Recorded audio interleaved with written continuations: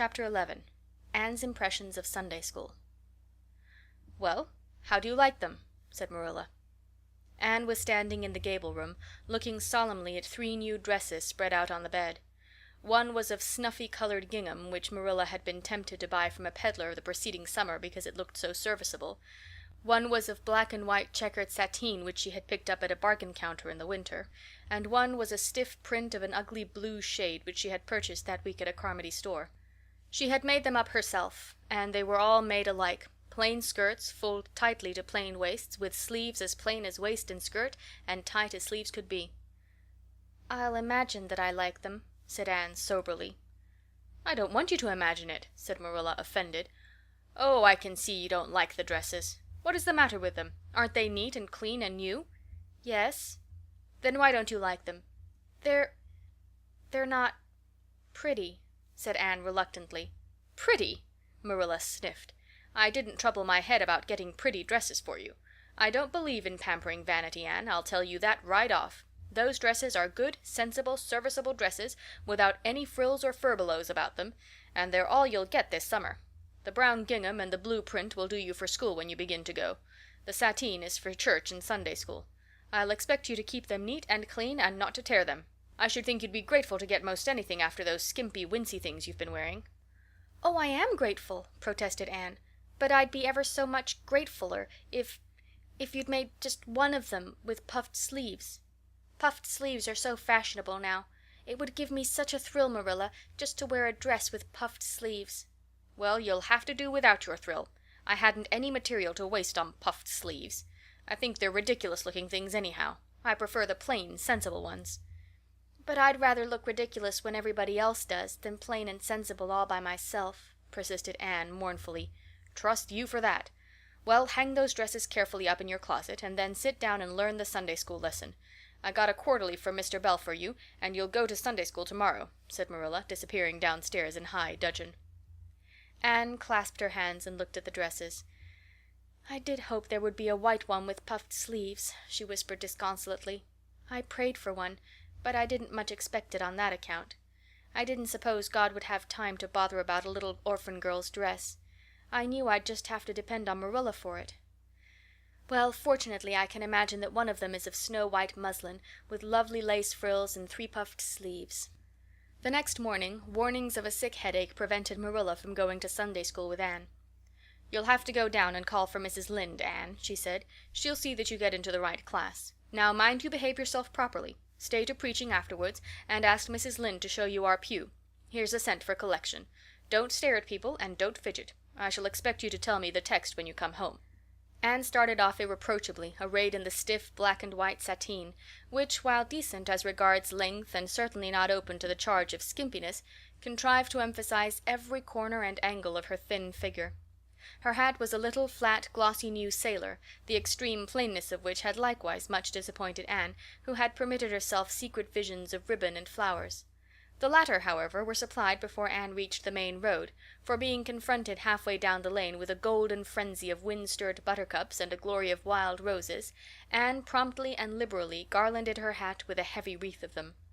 Whatever other people might have thought of the result, it satisfied Anne, and she tripped gaily down the road, holding her ruddy head with its decoration of pink and yellow very proudly. When she had reached Mrs. Lynde's house, she found that lady gone. Nothing daunted, Anne proceeded onward to the church alone.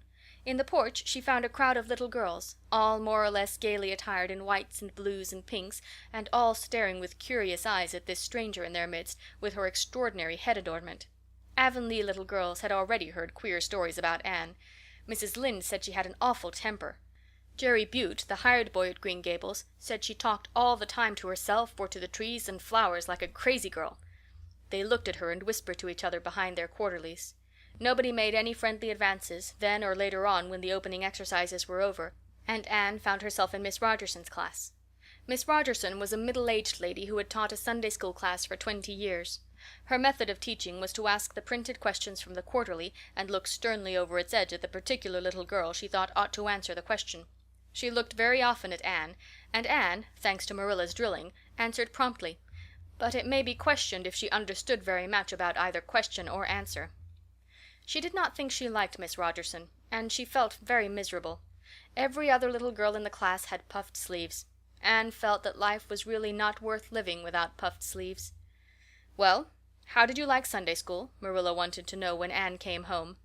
Her wreath having faded, Anne had discarded it in the lane, so Marilla was spared the knowledge of that for a time. "I didn't like it a bit. It was horrid." "Anne Shirley!" said Marilla rebukingly. Anne sat down on the rocker with a long sigh, kissed one of Bonny's leaves, and waved her hand to a blossoming fuchsia. "They might have been lonesome while I was away," she explained. "And now about the Sunday school. I behaved well, just as you told me. Mrs. Lynde was gone, but I went right on myself.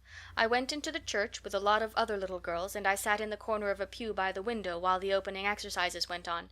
Mr. Bell made an awfully long prayer. I would have been dreadfully tired before he got through if I hadn't been sitting by that window. But it looked right out on the lake of shining waters, so I just gazed at that and imagined all sorts of splendid things." "You shouldn't have done anything of the sort. You should have listened to Mr. Bell." "But he wasn't talking to me," protested Anne. "He was talking to God, and he didn't seem to be very much interested in it either. I think he thought God was too far off, though. There was a long row of white birches hanging over the lake, and the sunshine fell down through them way, way down deep into the water. Oh, Marilla, it was like a beautiful dream. It gave me a thrill, and I just said, 'Thank you for it, God,' 2 or 3 times." "Not out loud, I hope," said Marilla anxiously. "Oh, no, just under my breath. Well, Mr. Bell did get through at last, and they told me to go into the classroom with Miss Rogerson's class. There were 9 other girls in it. They all had puffed sleeves. I tried to imagine mine were puffed too, but I couldn't.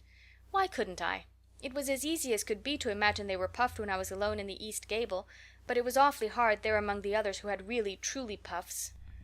"You shouldn't have been thinking about your sleeves in Sunday school. You should have been attending to the lesson. I hope you knew it." "Oh, yes, and I answered a lot of questions. Miss Rogerson asked ever so many. I don't think it was fair for her to do all the asking. There were lots I wanted to ask her, but I didn't like to because I didn't think she was a kindred spirit. Then all the other little girls recited a paraphrase. She asked me if I knew any. I told her I didn't, but I could recite 'The dog at his master's grave' if she liked. That's in the 3rd Royal Reader. It isn't a really, truly religious piece of poetry, but it's so sad and melancholy that it might as well be. She said it wouldn't do, and she told me to learn the 19th paraphrase for next Sunday. I read it over in church afterwards, and it's splendid. There are 2 lines in particular that just thrill me. 'Quick as the slaughtered squadrons fell in Midian's evil day.' I don't know what squadrons means, nor Midian either, but it sounds so tragical. I can hardly wait until next Sunday to recite it. I'll practice it all the week. After Sunday school I asked Miss Rogerson, because Mrs. Lynde was too far away, to show me your pew.